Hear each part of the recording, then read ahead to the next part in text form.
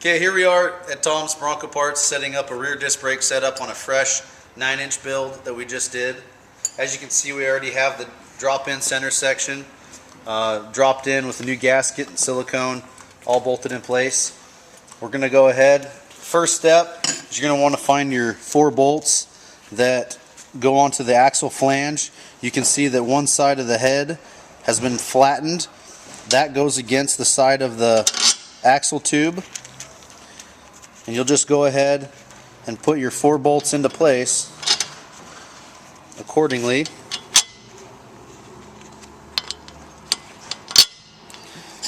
The next step is going to be the spacer plate. It's a gray colored 4-hole with a large center hole plate. That's just going to go on just like that first. And that happens on both sides.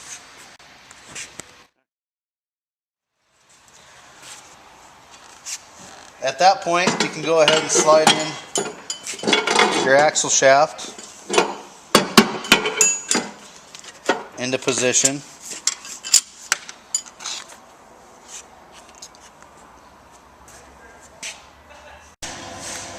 Next step, you're going to install the caliper mounting bracket. You're going to utilize this lower hole here for the lowest stud on the front of the axle flange here. You also want to put in your 4 bolts that mount the upper caliper bracket for this before you put it on the axle.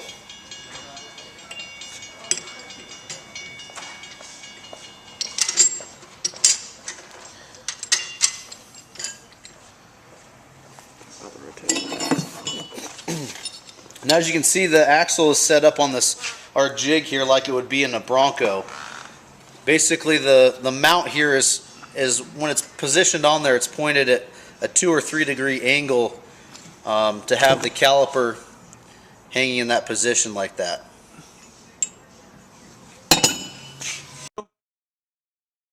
After you've put your caliper mounting plate on, the last step is putting on the 4-bolt bearing retainer flange. It goes on the outside of your other 2 plates. Note, you cannot use your factory bearing retainer plate. That has to be cut off, and the new one supplied has to be used.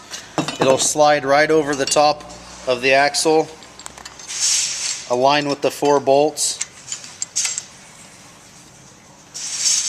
and you'll put lock washers and nuts on there to keep everything together after it's tightened.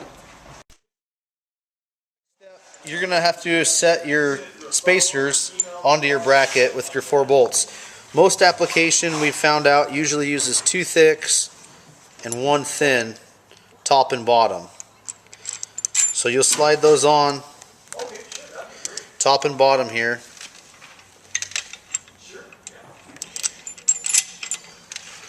And then at that point, you can install your bracket.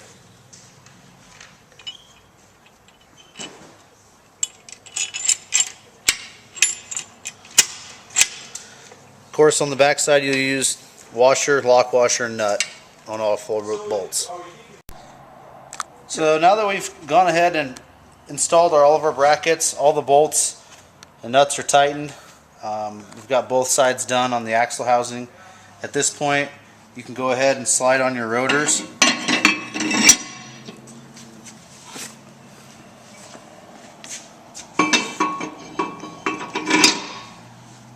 And then the next step will be to put the calipers on and the e-brake assemblies, or the e-brake cables.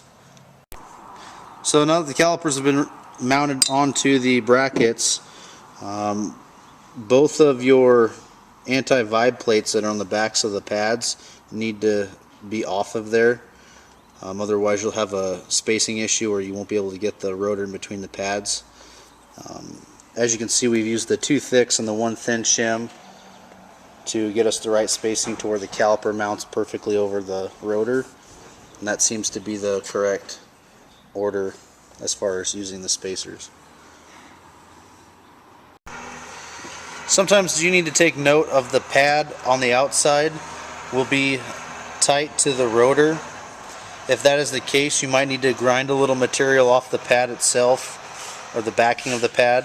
If that doesn't seem feasible to you, then you can always take and press the pad up and then bend the tab over on the top of the caliper up here to get it to hang up a little higher.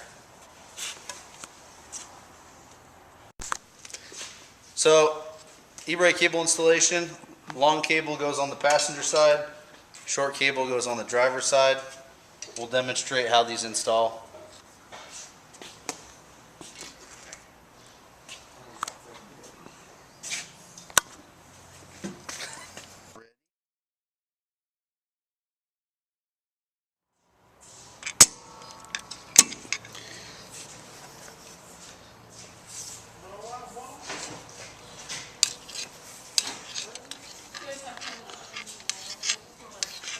There you go. After installing the e-brake cables, you can install the stainless steel braided hoses. If you notice, the hose is on the bottom, your bleeder is on top.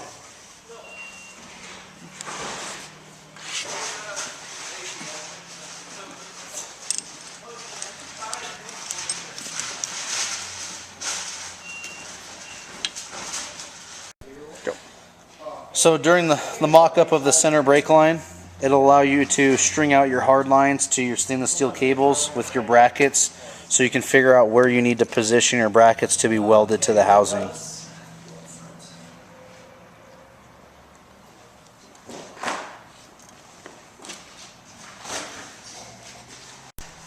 So if you notice in the kit, the shock, if you try to position it in the factory bracket, will hit the e-brake assembly on the caliper.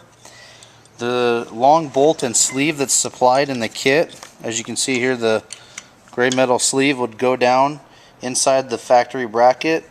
The shock then becomes mounted to the outside of the bracket, and the long bolt will go through everything and hold it to the original bracket there.